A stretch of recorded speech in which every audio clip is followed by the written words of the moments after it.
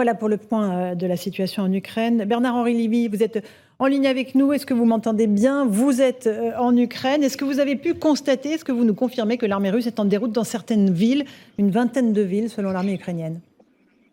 Oui, bien entendu. Je suis à l'est de l'Ukraine. Je me déplace là entre Kharkiv, Kramatorsk et la région de Izium. Et en effet, je vous confirme que l'armée russe est en débandade. Je vous confirme que les Ukrainiens ont reconquis tous ces territoires, bien davantage que les quelques milliers de kilomètres carrés dont on parlait là. J'ai l'impression tout à l'heure, si je vous ai bien entendu, on est très très au-delà. On est probablement autour de 20 000 kilomètres carrés. C'est un renversement spectaculaire de la situation, préparé minutieusement par les forces ukrainiennes dans le plus grand secret, et c'est une offensive qui est en train de réussir. Une offensive qui se poursuit avec d'autres avancées ukrainiennes à espérer pour les prochains jours? Oui, dans cette région-là où je me trouve aujourd'hui, j'étais tout à l'heure face à la première position russe qui est à Liman, et qui était une position d'attaque et qui est en train de devenir une position défensive. Les Russes se mettent en position défensive parce qu'ils savent que les Ukrainiens, écoutez, vont faire ce que n'importe quel pays ferait à leur place, vont reprendre leur territoire perdu, vont récupérer leurs terres et, et vont poursuivre cette contre-offensive. Ça me paraît clair. La même chose est en train de commencer au sud, dans la région de Kherson. Ce sera plus difficile qu'à l'est, plus difficile qu'à Kharkiv ou qu'à Isium.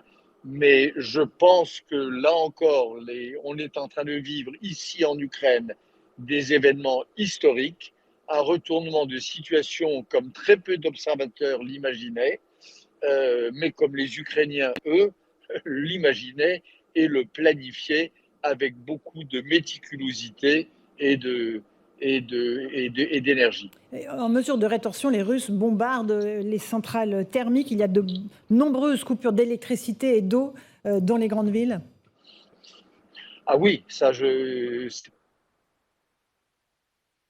derniers jours, que ce Alors, la liaison est difficile avec Bernard-Henri Lévy qui se trouve en Ukraine. Est-ce que vous nous entendez? Est-ce que vous nous confirmez qu'il y a beaucoup de coupures d'électricité pour évidemment mettre Vous nous entendez, Bernard-Henri Lévy?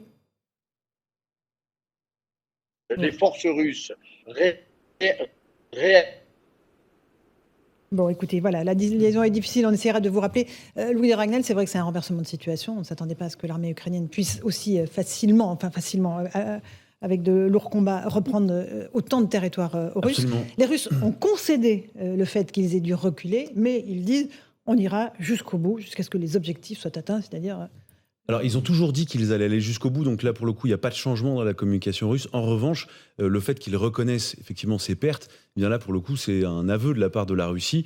Effectivement, Bernard-Henri Lévy parlait d'une vingtaine de villes, et puis il y a deux villes très importantes, hein, il en a cité. Il y a donc Kupiansk, qui est surtout connue parce qu'elle a un nœud ferroviaire très important qui permet d'acheminer les munitions, les blindés et les hommes depuis la Russie.